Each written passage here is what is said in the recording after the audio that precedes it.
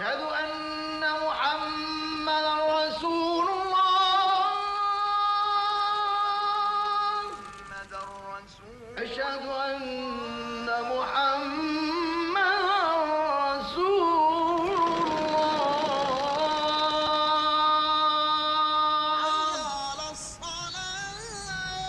حي على الصلاة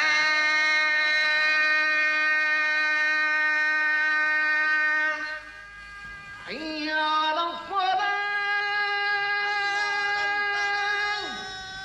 حي على الفلاح।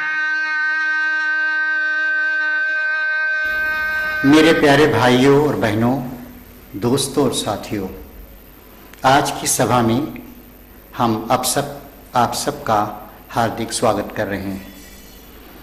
आज हम एक ऐसी बात पर विचार करेंगे जो मेरे लिए, आपके लिए और सारे इंसानों के लिए बहुत ज़्यादा इम्पोर्टेंट है। हम कौन हैं? ये दुनिया क्या है? हम यहाँ पर किस लिए आए हैं? हमारे जीवन का लक्ष्य क्या है? जब हम इस ज़मीन पर आते हैं, आंखें खोलते हैं, बड़े होते हैं, तो ये प्रश्न हमारे सामने ज़रूर आते हैं। दुनिया में बहुत से जानदार, बहुत से प्राणी हैं। यहाँ पर जीव जंतु रहते हैं, यहाँ पर पेड़ पौधे रहते हैं और यहाँ पर इंसान भी रहता है। लेकिन इन सब में सबसे बड़ा इंसान ही है।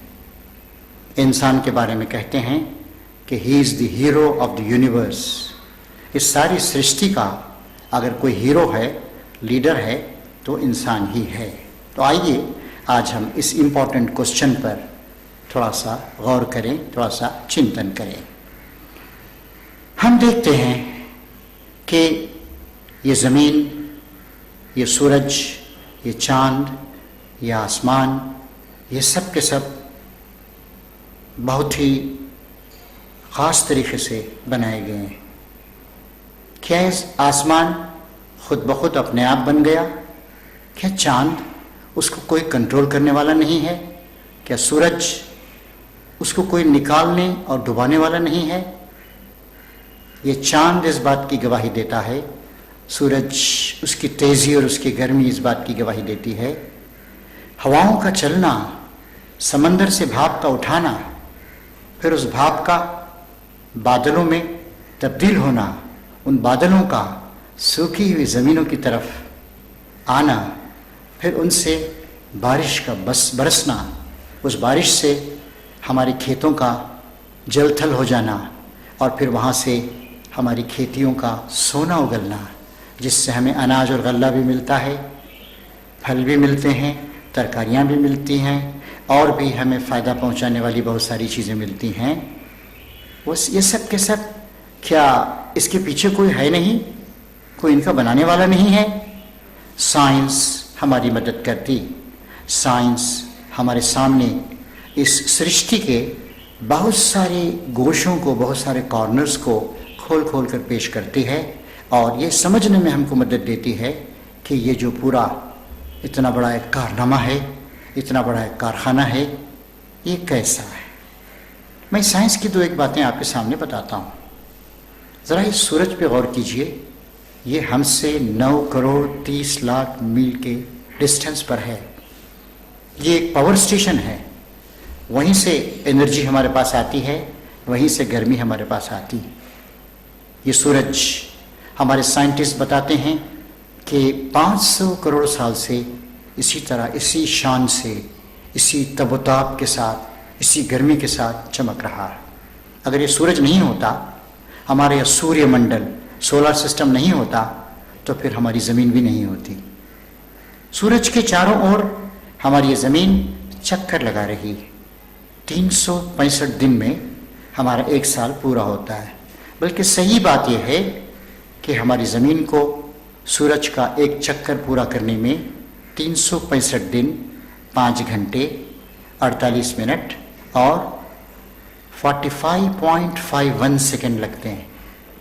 यानी देखिए कितना एग्जैक्ट, कितना प्रिसाइज, कितना ठीक ठाक, कितना नपा तुला हुआ हिसाब है। इसमें कभी भी एक सेकंड या सेकंड के 100वें 1000वें हिस्से की तब्दीली नहीं होती। क्या सूरज ने तय कर लिया है कि मैं इस तरीके से चलता रहूँगा? फिर देखिए, हमारी ज़मीन, हमारी ये भूमि सूरज से 9 करोड़ 30 लाख मील के डिस्टेंस पर है। किलोमीटर में हम कह सकते हैं कि ये 15 करोड़ किलोमीटर दूर।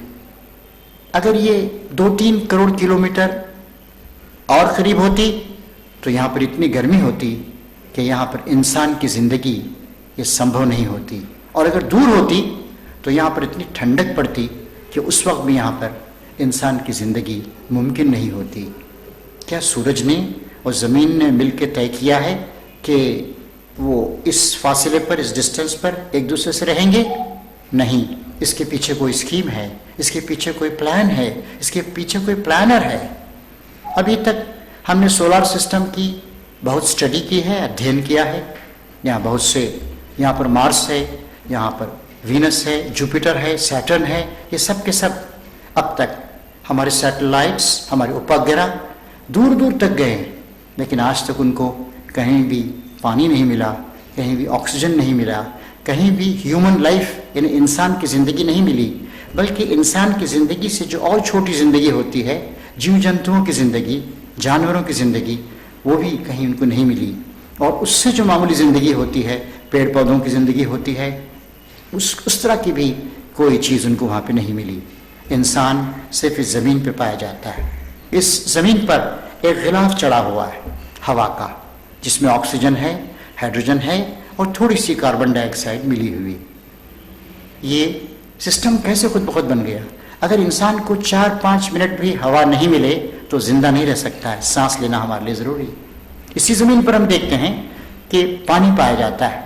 ये पानी, इसमें मछलियाँ रहती हैं और समंदर के बहुत सारे जानवर रहते हैं। वो अगर हवा में आए तो मर जाएंगे। तो क्या ये खुद ब खुद ये सिस्टम बन गया या इसका कोई बनाने वाला है? हमारे साइंटिस्ट हमको बताते हैं कि हमारी इस पृथ्वी पर, ज़मीन पर 71% 71% पानी है और 29% ज़मीन है, सूखी ज़मीन है।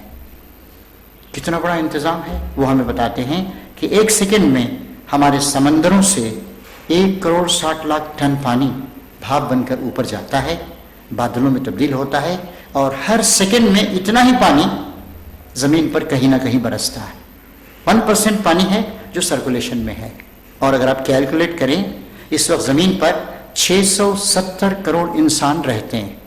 रोज़ाना 2 लाख लीटर के करीब, 2-2.25 लाख लीटर के करीब पानी एक एक इंसान के लिए यहाँ पर उपलब्ध कराया जा रहा है, सप्लाई किया जा रहा। मीठा पानी, सॉफ्ट वाटर, जिसमें नमक नहीं है, जिसमें किसी किस्म की कोई और ख़राबी और गंदगी मिली हुई नहीं। क्या इंतज़ाम खुद ब खुद हो गया?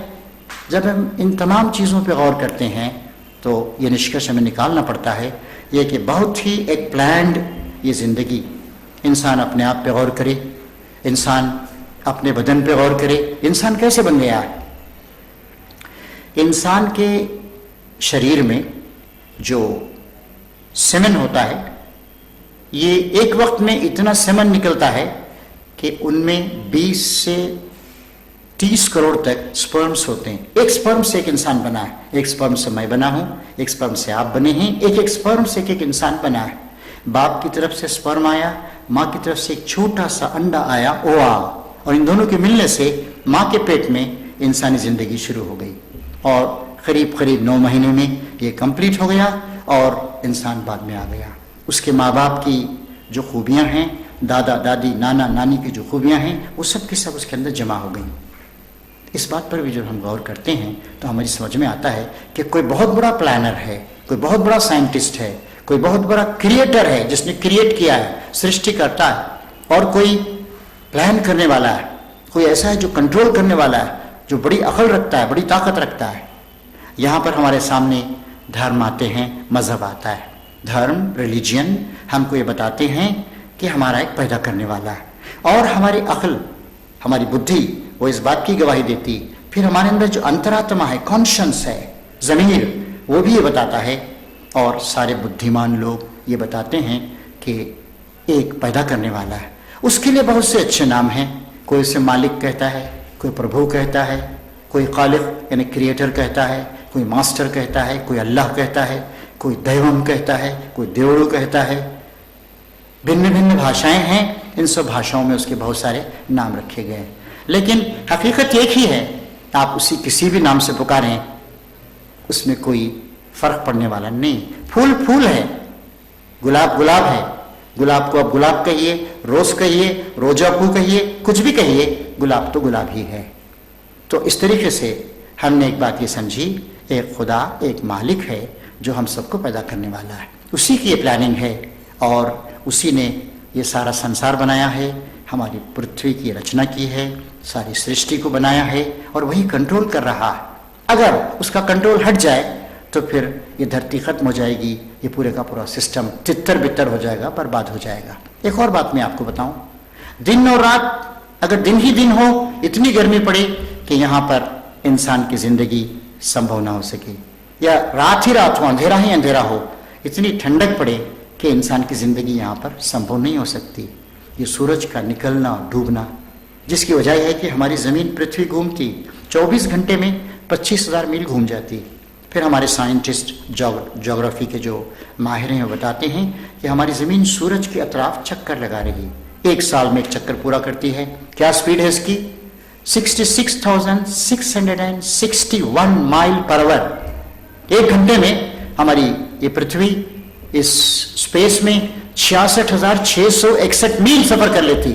आज हमारे जो सबसे ज्यादा तेज चलने वाले हवाई जहाज हैं, ट्रांसपोर्ट के हवाई जहाज या सफर करने वाले हवाई जहाज, वो 500 या 600 मील फी घंटे की स्पीड से चलते हैं। लेकिन ये हमारी धरती, इतनी बड़ी धरती, ये चल रही है 66,661 मील की रफ्तार से। दिन भर में 24 घंटे में ये करीब करीब 16 लाख मील का सफर तय कर लेती, और साल भर में ये 58 करोड़ 43 लाख मील का सफर तय करती, और बिल्कुल रेगुलर तरीके से, कोई इसमें कमी बेशी नहीं होती। आप हमारी ट्रेनों को देखते हैं, आज हमारे भारतवर्ष में ट्रेनें हैं, और चूंकि हमारी पॉपुलेशन ज़्यादा है और इसीलिए हमको लंबी लंबी ट्रेनें चलानी पड़ रही हैं। एक ट्रेन में 22, 23 और 24 बोगियां होती, और इनको खींचने के लिए जो इंजन होता है, पहले हम कोयले के इंजन इस्तेमाल करते थे, उसके बाद हम डीजल के इंजन इस्तेमाल करने लगे। आज हम बहुत ही पावरफुल किस्म के इंजन इस्तेमाल करते हैं जो इलेक्ट्रिसिटी से चलते हैं, और उनका हॉर्स पावर होता है 3,000 से 4,000 तक हॉर्स पावर, यानी 3,000 से 4,000 तक हॉर्स यानी कि घोड़े मिलकर उनको खींच रहे हैं, तब वो 100 मील फी घंटे की स्पीड से चल सकते हैं। इतनी बड़ी धरती चल रही है, 66,661 मील एक घंटे की रफ्तार से चल रही है। तो जरा सोचिए इसके लिए कितनी एनर्जी, कितनी ऊर्जा की जरूरत पड़ती होगी। ये भी, इससे भी हमको मालूम होता है कि हमारा मालिक बहुत बड़ा है। अब एक बात ये सोचिए कि जब उस मालिक ने इतनी सारी चीजें, इतने साधन, इतने रिसोर्सेस उसने हमको दे दिए, तो क्या उसने हमको ये नहीं बताया कि हमारे जीवन का लक्ष्य क्या है? What is the purpose of our life? हम क्यों पैदा किए गए? कोई काम बगैर किसी मकसद के, बगैर किसी पर्पस के पर्पस नहीं होता है। एक आदमी, आप मान लीजिए कि वो सवेरे उठा, एक बस में बैठ गया, 25 मील कहीं चला गया, फिर वहां से उतरा, किसी और एक कश्ती में बैठ गया, उसने समंदर का किस्सा पार किया, फिर इधर गया, उधर गया। भाई उसका एक कोई मकसद होता है ना, कोई लक्ष्य होता है। कहाँ जा रहे हैं आप? क्या करना चाहते हैं आप? जी मैं कुछ नहीं कर रहा हूं, इधर जा रहा हूं, उधर जा रहा हूं। ऐसे आदमी को हम पागल कहेंगे। तो क्या इस कायनात का मालिक, इस सृष्टि का सृष्टिकर्ता, क्या उसको कोई पर्पस नहीं? इस जगह धर्म हमारी मदद करता है। धर्म बताता है, रिलीजन हमारा मार्गदर्शन करता है और कहता है कि तुम्हारी जिंदगी का एक मकसद, तुम्हारी जिंदगी का मकसद यह है कि तुम अपने आप को पहचानो और अपने मालिक को पहचानो। और इंसान जब अपने आप को नहीं पहचानता तो तरह तरह की गड़बड़ें करने लगता है। आपने सुना होगा कि वेस्टर्न कंट्रीज में, पाश्चात्य देशों में ऐसे लोग भी जो नंगे रहते हैं, ऐसे लोग भी जो कहते हैं eat and drink and B Mary for tomorrow दो विल डाई। खाओ पियो, मौज मस्ती करो, कल तो मर ही जाना है। जी एक हकीकत है, आदमी 60, 70, 80 साल जिंदा रहता है, मर जाता है, और मरने वाला कोई इंसान आज तक वापस नहीं आया।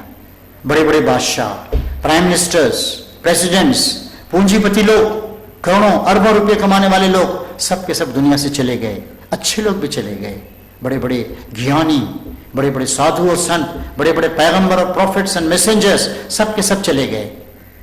तो क्या उनकी जिंदगी का कोई मकसद नहीं है? यहां पर धर्म हमारी मदद करता है। मैं अब आपको बताऊं, इस्लाम ये मुसलमानों का धर्म नहीं है।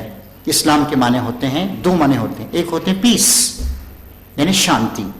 यानी अगर आप इस धरती पर, इस ब्रह्मांड में, इस यूनिवर्स में शांति के साथ रहना चाहते हैं, अपने मालिक के साथ भी शांति से रहना चाहते हैं, अपने भाई बहनों और आम इंसानों के साथ भी आप शांति के साथ रहना चाहते हैं, और आप इस दुनिया में शांति लाना चाहते हैं, तो जरूरी है कि इस्लाम को समझें।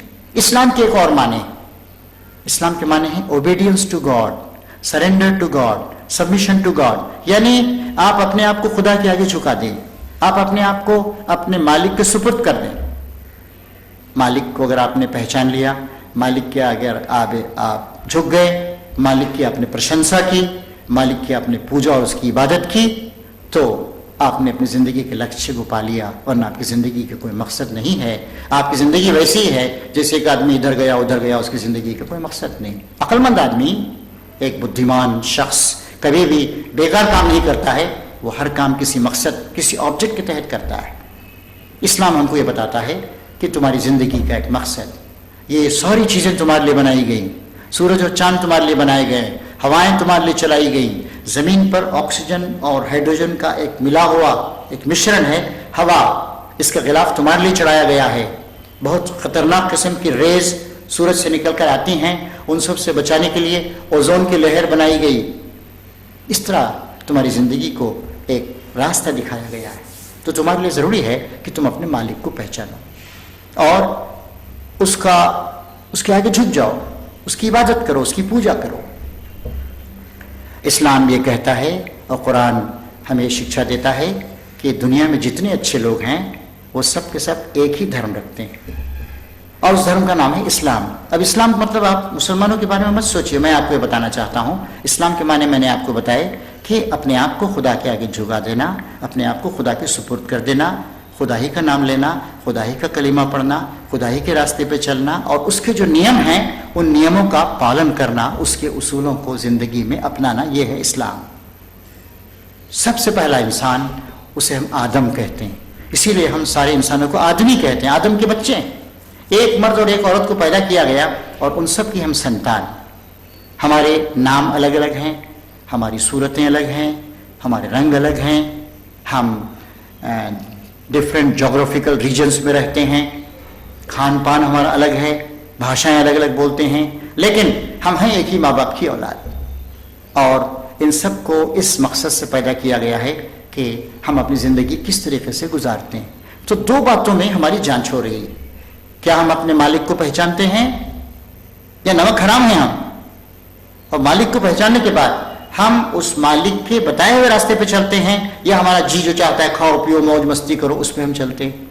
ये हमारी आजमाइश हो रही है, हमारी जांच की जा रही है। हमारी जांच सिर्फ इस बात में नहीं हो रही है कि हम अपने मालिक के आगे अपना सर झुकाते हैं, नहीं, इस बात की भी जांच हो रही है कि मालिक ने जिस तरीके से इस धरती पर अपना जीवन बिताने के लिए हमको कहा है उसके मुताबिक हम काम करते हैं या नहीं। एक बात तो यह है कि मालिक के अलावा किसी दूसरे का शुक्रिया हम अदा न करें। हम चांद, सूरज, जमीन, आसमान, पहाड़ों, हवाओं, समंदरों, नदियों को देखते हैं, वो खुदा के हुक्म से, मालिक के हुक्म से चलती हैं। हम जानवरों को देखते हैं, क्या कोई बकरी किसी दूसरी बकरी के आगे अपना सर झुकाती है? क्या कोई कुत्ता, जिसे हम बहुत मामूली जानवर समझते हैं, दूसरे कुत्ते के आगे सर झुकाता है? वो सब के सब बराबर समता के साथ रहते हैं। इसीलिए इंसान के लिए सही बात यह है कि वो सिर्फ अपने मालिक के आगे सर झुकाए, किसी और के साथ वो सर नहीं झुकाए। दूसरी बात यह है कि इंसान सारे इंसानों से मोहब्बत करे। ये बहुत बड़ी खराबी है, इंसानों ने अपने आप को बड़ा छोटा बना लिया है, ऊंच नीच के जज्बात का शिकार हो गए हैं।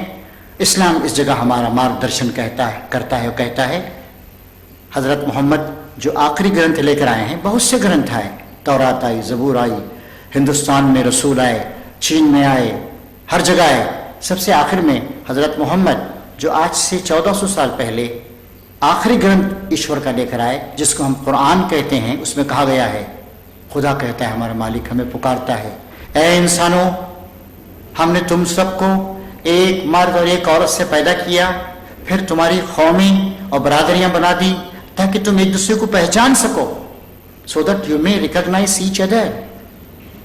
तुम में कोई बड़ा छोटा नहीं, हाँ बड़े छोटे का एक स्टैंडर्ड है। क्या है वो? जो तुम में अपने मालिक को ज्यादा पहचानता है, मालिक के हुक्म पे ज्यादा चलता है, इंसानों के साथ जो अच्छा व्यवहार करता है, वो बड़ा है। वरना कौन कहां पैदा हुआ, अफ्रीका में या इंग्लैंड में, किसकी भाषा हिंदी है या गुजराती है या फ्रेंच और जर्मन है, इससे कोई अंतर नहीं पड़ता है। मर्द है या औरत है, इससे भी कोई अंतर नहीं पड़ता है। अंतर सिर्फ एक बात से है, there is only one thing which makes a difference, whether you are more God conscious, whether you are more dutiful, whether you are better in your behavior, whether you love other human beings। ये है, आप अपने मालिक को ठीक से पहचानें, दूसरे इंसानों के साथ अच्छा व्यवहार करें, आप दूसरों की सेवा करें, खिदमत करें, ये चीज़ आपको ऊंचा बनाती है। वरना ये जितने दूसरे फ़र्क हैं, रंग का, कलर का, नस्ल का, रेस का, देश का, भाषा का, दौलत का, गरीबी का, इससे कोई फर्क नहीं पड़ता है। इस्लाम ने दूसरी बात बहुत जोर दे के बताई। मुझे इस जगह एक बात याद आती, हमारे देश के एक बहुत बड़े फिलोसोफर और स्टेट्समैन थे, doctor Sarvepalli Radhakrishnan, president of India थे। उन्होंने कहा कि this is the credit of Islam that people who belong to different geographical regions, different races, who speak different languages, Islam fused them together and created one brotherhood out of them। ये इस्लाम का एक बहुत बड़ा credit है कि इस्लाम ने भिन्न भिन्न जाति के लोगों को, जिनके रेसेस, नस्लें अलग थीं, जिनकी भाषाएं अलग थीं, जो इस हमारी धरती के अलग अलग भागों में रह रहे थे, उन सबको मिला दिया और उन सबकी एक ब्रदरहुड, एक बरादरी पैदा कर दी। तो इस्लाम में दूसरी बात हमारे सामने पेश करता है। तीसरी बात इस्लाम हमको ये कहता है कि खुदा ने तुमको पैदा करने के बाद तुम्हारे मार्गदर्शन का इंतजाम किया है। पहला इंसान आदम, वो एक प्रॉफिट ऑफ गॉड था, एक मैसेंजर था, एक नबी था, एक रसूल था, एक मार्गदर्शन करने वाला था।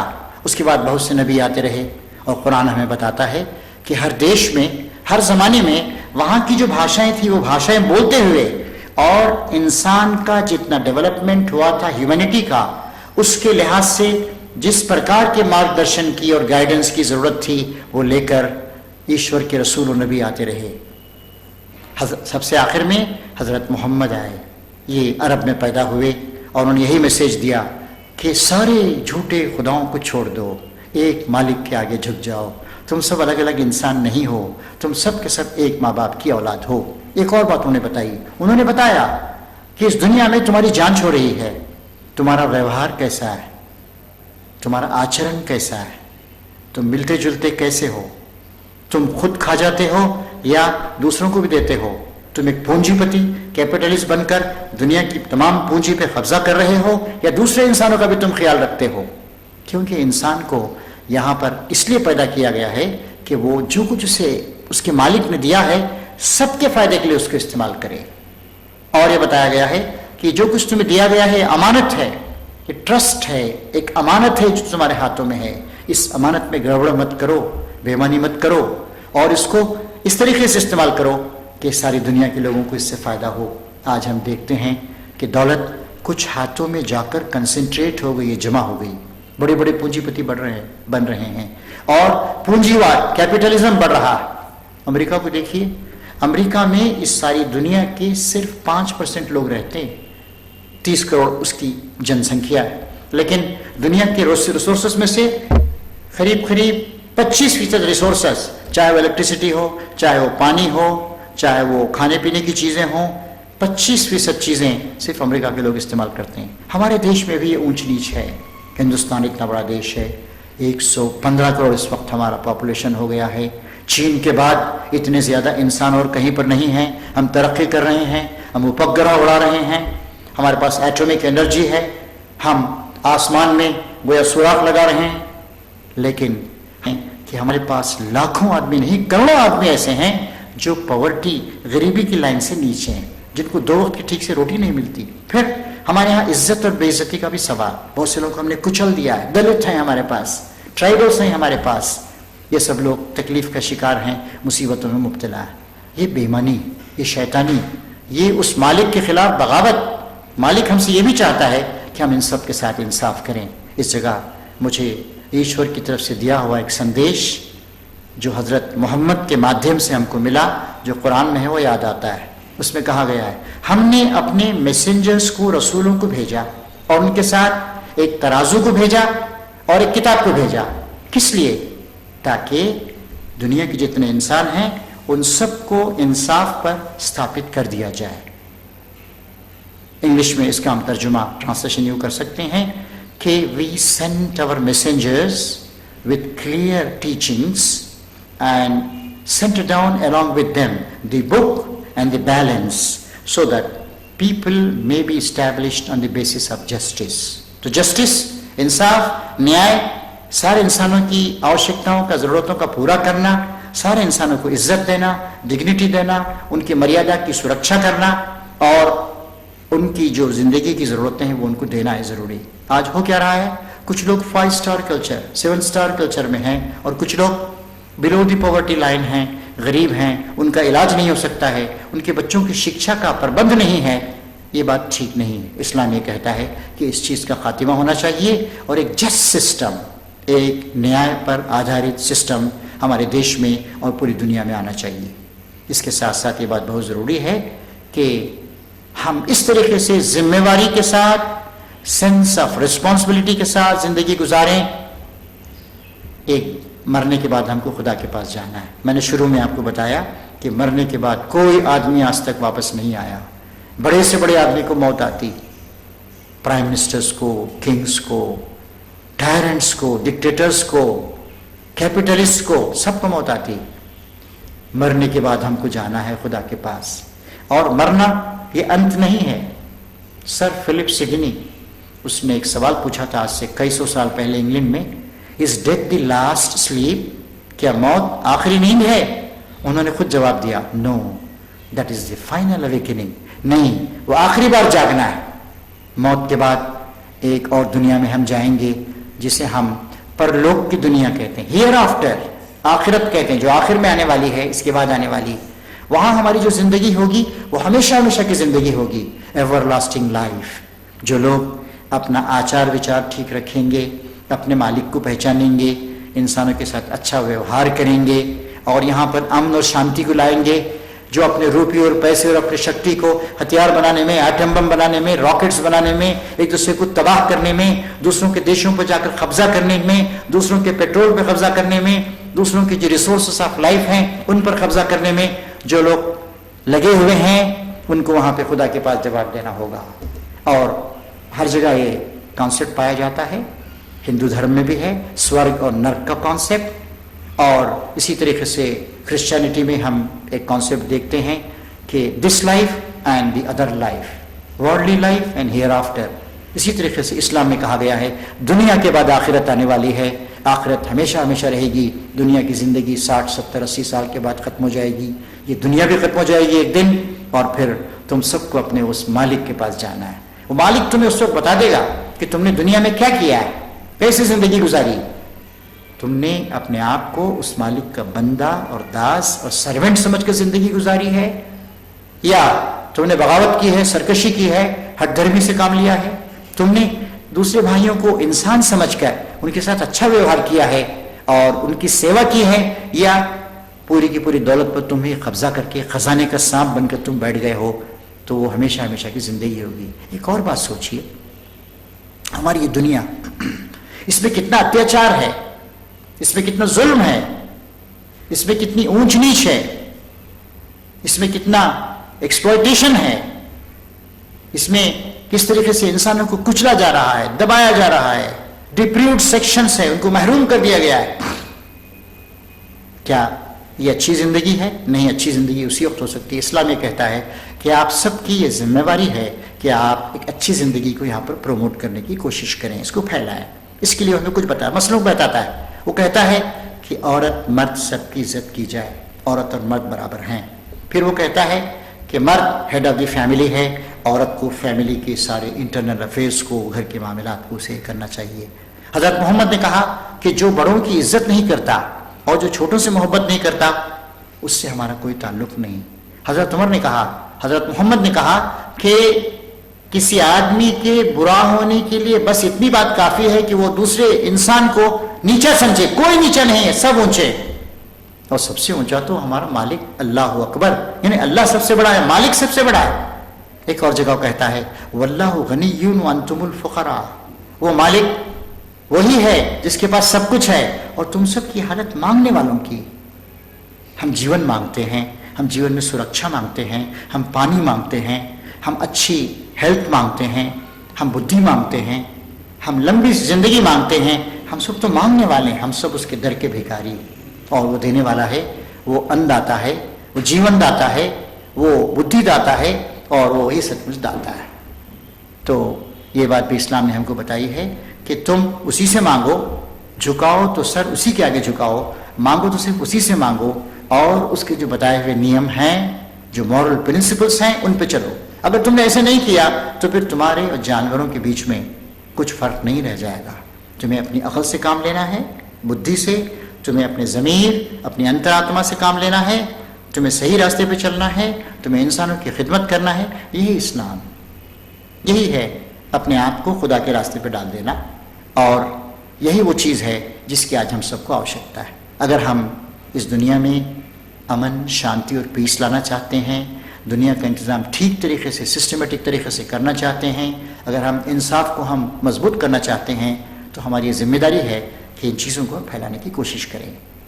धर्म इंसान को ऊंचा उठाने के लिए आया, बांटने के लिए, लड़ाने के लिए नहीं आया है। अफसोस की बात यह है कि धर्म को आज एक दूसरे को लड़ाने के लिए इस्तेमाल किया जाता है। इस्लाम ये चाहता है कि हम सब के सब मिलजुल कर हमारे देश को, हमारी धरती को, हमारी इस पूरी दुनिया को हम एक अच्छी दुनिया और एक अच्छी धरती बनाएं, और यहाँ पर अमन हो, शांति हो, और फिर दुनिया की ये 70-80 साल की छोटी मोटी जिंदगी समाप्त करके जब हम मालिक के पास जाएं, तो वहाँ जो हमेशा हमेशा की हमारी ज़िंदगी है, उस ज़िंदगी में हमें सफलता प्राप्त हो, मालिक की दया, मालिक की रहमत, मालिक की मर्सी हमको प्राप्त हो। तो मैं समझता हूँ कि आप लोग मैंने जो बातें कही इस पर सोचेंगे, क्योंकि इंसान ही जो सोच सकता है, कोई और सोच नहीं सकता है। मैं आपको इस बात का भी निमंत्रण देता हूँ कि आप इस्लाम का जो मौलिक ग्रंथ है, बेसिक बुक है कुरान, उसको आप पढ़ के देखें। हज़रत मोहम्मद, उनकी जो शिक्षाएं हैं जिन्हें हम हदीस कहते हैं, उसका भी अध्ययन करें। इस्लाम हमें क्या जीवन पद्धति देता है, क्या सिस्टम ऑफ लाइफ देता है, कैसे हमको वो जिम्मेदार बनने के लिए कहता है, कैसे वो मोहब्बत करने के लिए कहता है, कैसे वो घृणा और नफरत को ख़त्म करना चाहता है, कैसे वो सबकी इज्जत करना चाहता है, कैसे वो सेवा की भावना पैदा करना चाहता है। इसका भी आप अध्ययन करके देखें। मैं आखिर में अपने हाथ उसके हुजूर उठाता हूँ, अपना सर उसके आगे झुकाता हूँ। आप भी अपने हाथ उठाइए, आप भी अपना सर झुकाइए, उससे कहिए, दुआ कीजिए, मालिक, परवरदिगार, पालनहार, तेरी आशीर्वाद की हमें ज़रूरत है, तेरी मार्गदर्शन की हमको आवश्यकता है। हमारी मदद कर, हमें बुद्धि दे, हमें अच्छा व्यवहार दे, हमें अच्छा अखलाक और अच्छा आचार दे, अच्छे विचारों को अपनाने की हमें शक्ति और तौफीक दे, और इस दुनिया में हमको एक अच्छी दुनिया, इस दुनिया को अच्छी दुनिया बनाने की हमको शक्ति दे, और जब मर कर हम तेरे पास आएँ उस वक्त भी हमको सफलता प्रदान कर। आमीन। है मालिक, हमारी इस दुआ को, प्रार्थना को कबूल फरमा। शुक्रिया। खुदा हाफिज़।